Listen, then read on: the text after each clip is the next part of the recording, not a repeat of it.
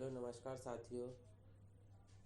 साथियों। मेरा नाम उपेंद्र कुमार है और आज हम राजा राममोहन राय के जीवन क्षेत्र पर चर्चा करेंगे। किस तरह राजा राममोहन राय नवीन भारत के संदेशवाहक थे। अगर अभी आपने हमारे चैनल को सब्सक्राइब नहीं किया तो पहले जल्दी से हमारे चैनल को सब्सक्राइब कर ले और बेल आइकन को प्रेस कर दे ताकि इससे रिलेटेड हमारे कोई भी इन्फॉर्मेशन जो आपको मिलती रहे। चलिए चलते हैं आगे। राजा राममोहन राय का जन्म 22 मई 1772 को बंगाल के राजा नगर में एक रूढ़िवादी ब्राह्मण परिवार में हुआ था।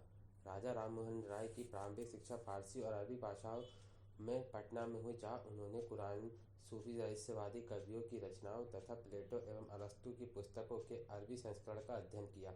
बनारस में उन्होंने संस्कृत भाषा, वेद और उपनिषद का अध्ययन किया। वर्ष 1803 से 1814 तक उन्होंने ईस्ट इंडिया कंपनी के लिए वुडफोर्ड और डिग्बी के अंतर्गत निजी दीवान के रूप में कार्य किया।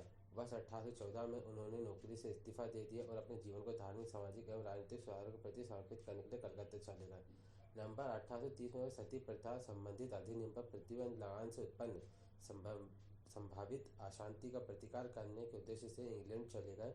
राजा राममोहन राय दिल्ली के मुगल सम्राट अकबर द्वितीय की पेंशन से संबंधित शिकायतों हेतु इंग्लैंड गए।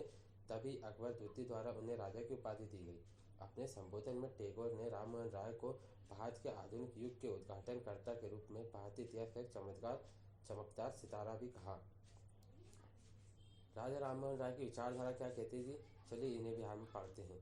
राजा राममोहन राय पश्चिमी आधुनिक विचार से बहुत प्रभावित थे और बुद्धिवाद तथा आधुनिक वैज्ञानिक दृष्टिकोण पर बल देते थे।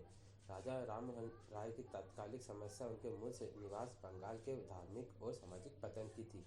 उनका मानना था कि धार्मिक रूढ़िवादिता सामाजिक जीवन को क्षति पहुंचाती है और समाज की स्थिति में सुधार करने की बजाय लोगों को और परेशान करती है।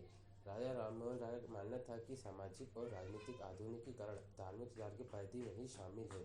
राजा राममोहन राय का मानना था कि प्रत्येक पापी को अपने पापों के लिए प्रायश्चित करना चाहिए और यह प्रायश्चित आत्मशुद्धि तथा पश्चाताप के माध्यम से किया जाना चाहिए, न कि आडंबर व अनुष्ठानों के माध्यम से। वह सभी मनुष्यों के सामाजिक समानता में विश्वास करते थे और इसी तरह से जाति व्यवस्था के प्रबल विरोधी थे। राजा राममोहन राय इस्लामिक एकेश्वर के प्रति आकर्षित थे। उन्होंने कहा कि एकेश्वरवाद भी वेदांत का मूल संदेश है। एकेश्वरवाद को वो हिंदू धर्म के बहुदेववाद और ईसाई धर्मवाद के प्रति एक सुधारात्मक कदम मानते थे। उनका मानना था कि एकेश्वरवाद ने मानवता के लिए एक सार्वभौमिक मॉडल का समर्थन किया है। राजा राममोहन राय का मानना था कि जब तक महिलाओं को अशिक्षा, बाल विवाह, सती प्रथा जैसे अमानवीय रूपों से मुक्त नहीं किया जाता, तब तक हिंदू समाज प्रगति नहीं कर सकता।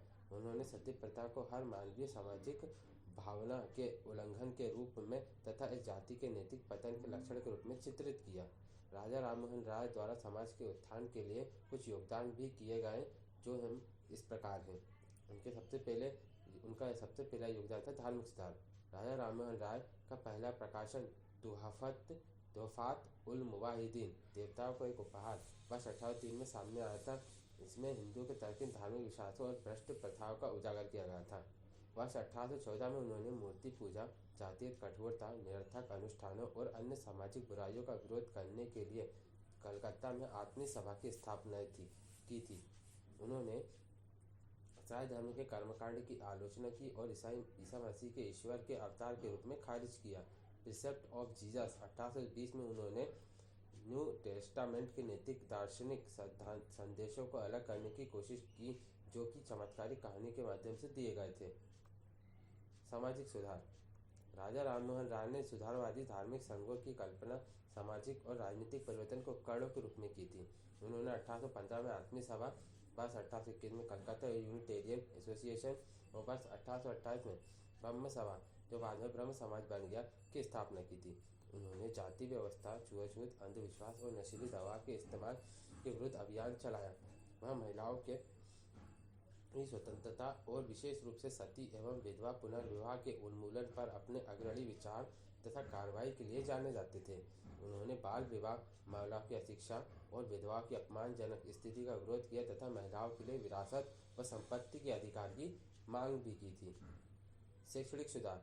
राजा राममोहन राय ने देशवासियों के मध्य आधुनिक शिक्षा प्रसार करने के लिए बहुत प्रयास किए। उन्होंने 1817 में हिंदू कॉलेज खोलने के लिए डेविड हेयर के प्रयासों का समर्थन किया, जबकि राय के अंग्रेजी स्कूल में मैकेनिक्स और वोल्टेज के दर्शन को पढ़ाया जाता था।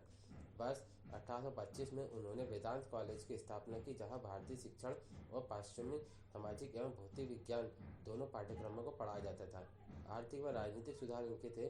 नागरिक स्वतंत्रता। राजा राम मोहन राय ब्रिटिश प्रणाली को संवैधानिक सरकार द्वारा लोगों को दी गई नागरिक स्वतंत्रता से अत्यंत प्रभावित थे और उसकी प्रशंसा करते थे। वह सरकार की उस प्रणाली का लाभ भारतीय लोगों तक पहुंचाना चाहते थे। प्रेस की स्वतंत्रता। लेखन और अन्य गतिविधियों के माध्यम से उन्होंने भारत में स्वतंत्र प्रेस के लिए आंदोलन का समर्थन किया।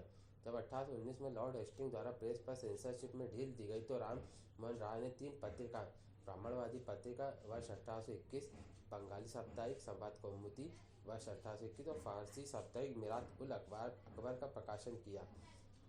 कराधान सुधार। राजा राममोहन राय ने बंगाली जमींदारों की दमनकारी प्रथाओं की निंदा की और न्यूनतम लगान तय करने की मांग की। उन्होंने कर मुक्त भूमि व करों के उन्मूलन की मांग भी की। उन्होंने विदेशों में भारतीय सामानों पर निर्यात शुल्क में कमी और ईस्ट इंडिया कंपनी के व्यापारिक अधिकारों को समाप्त करने का आह्वान भी किया। उनके द्वारा किए गए प्रशासनिक सुधार। उन्होंने बेहतर सेवाओं के भारतीयकरण और न्यायपालिका से कार्यपालिका को अलग करने की मांग की, जो कि भारतीय संविधान के आर्टिकल नंबर 50 में इसका जिक्र है। उन्हें भारतीयों एवं यूरोपीय लोगों के बीच में समानता की मांग की। समानता की मांग की। निष्कर्ष। राजा राममोहन राय द्वारा समाज के उत्थान के लिए किए गए अथक प्रयासों के माध्यम से हम यह कह सकते हैं कि राजा राममोहन राय भारत के संदेश वाहक थे।